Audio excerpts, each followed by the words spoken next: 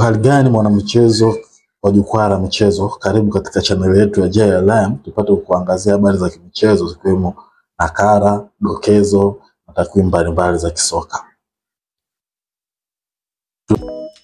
Aliyekuwa mchezaji wa Man City Benjamin Mendy anasema, nimepambana kumlipia mwanangu wakati pale Man City ilipositisha kunilipa mimi baada ya mimi kushtakiwa mwaka 2021. Najisikia vibaya sana. Raheem Sterling, Bernardo Silva na Riyad Mahrez wote walinitumia fedha ili niweze kunisaidia mimi kulipia mashtaka yangu ya kisheria na familia yangu. Thomas Tuchel amesaini mkataba wa kuwa kocha mkuu wa England.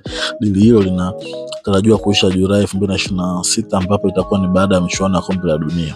Huku shirikisho la mpira la Uingereza likimwahidi bonus kemkem endapo atashinda kombe hilo. Tuchel kaongezea kwa kusema, najivunia kuwa hapa, najivunia kuiwakilisha Uingereza. Tutafanya kazi kwa bidii kwa lengo kubwa la kutimiza ndoto yetu katika kombe la dunia 2026.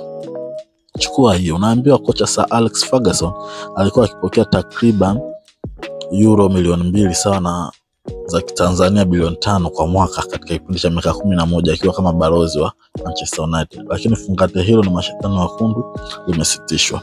Guji Lionel Messi amezawadiwa tuzo ya mchezaji bora wa muda wote na jarida la Marca. Lionel Messi akijibu swali la mwandishi kwamba ni nini amebakiza katika tasnia yake ya soka anasema, asante Mungu, naweza kusema ya kwamba nimeweza kufanikiwa kila ndoto niliyokuwa nayo. Ndoto yangu kubwa ilikuwa ni kushinda kombe la dunia. Nimeshinda kila kitu na klabu yangu ya maisha ambayo ni Barcelona, pia kushinda makombe kadhaa na PSG. Siwezi kuomba tena chochote. Guji Lionel Messi anasema, bado ninakiwa makombe licha ya kwamba umri umesogea kidogo. Kuja Inter Miami hakumaanishi kwamba ninastaafu hivi karibuni. Bado nina miaka kadhaa ya kucheza soka. Na kikweli ni kwamba nimefanikiwa kukamilisha ndoto zangu zote katika soka. Neno la waka kuhusu uteuzi wa Tuchel. Naelewa fikra za watu wengi hapa Uingereza kwamba wanataka kocha Mwingereza.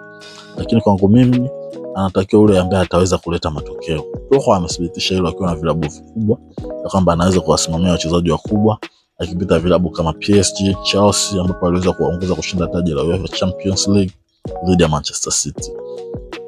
Na mchezaji wa zamani wa Real Madrid Vinicius Tobias alijitoa tattoo ya jina mtoto wake ili kusherehekea habari njema za mpenzi wake kuwa mjamzito. Lakini unajua nini kilitokea?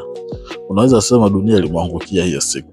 Kwani unaambiwa vipimo vya DNA vilionyeshwa sio tu mpenzi wake hakuwa mwaminifu, bali hakuwa hata baba mtarajiwa wa huyo mtoto. Mambo haya katika ulimwengu wetu wa kimapenzi. Haya, tuzo ya mchezaji bora wa ulimwengu yani Ballon d'Or inatolewa kwa kuzingatia vigezo vikuu vitatu ambavyo ni hivi. Cha kwanza, juhudi binafsi, maamuzi na tabia za kuvutia, utendaji wa timu na mafanikio, na ubora wa juu na uchezaji wa kiungwana.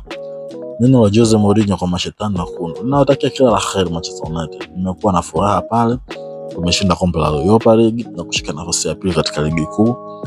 Nimeondoka Manchester United nikiwa na hisia nzuri kwa klabu na mashabiki wake. Na pia kama mambo hayawaendei vizuri Manchester United, basi hata mimi siwezi kuwa na furaha. Na mkurugenzi mkuu wa Shakhtar Donetsk bwana Serhii Parkin akiongelea nyakati za winga Modric akiwa Chelsea anasema, huwezi ukahitaji gari aina ya Ferrari kama hujui namna ya kuliendesha. Gari la kawaida ndio litakufaa. Kama unanunua Ferrari, basi unalazimika kufikiria kuhusu namna ya kuliendesha. Akiwa na maana Chelsea walinunua mchezaji wa gharama kubwa na mbombo kibao, ila walishindwa kumtumia na kuishia kumpiga benchi tu. Chukua hii. Ilikuwa mwaka 2020, mwandishi wa habari alimuuliza kocha Jose Mourinho, umeshinda lakini Man City ilitawala mechi kwa dakika 90 na amemiliki mpira kwa zaidi ya 80%. Hii inamaanisha nini kwako? Mourinho akamjibu, wanaweza kuchukua mpira na kuondoka nao kabisa, lakini mimi nachukua pointi 3. Vioja vya Mourinho.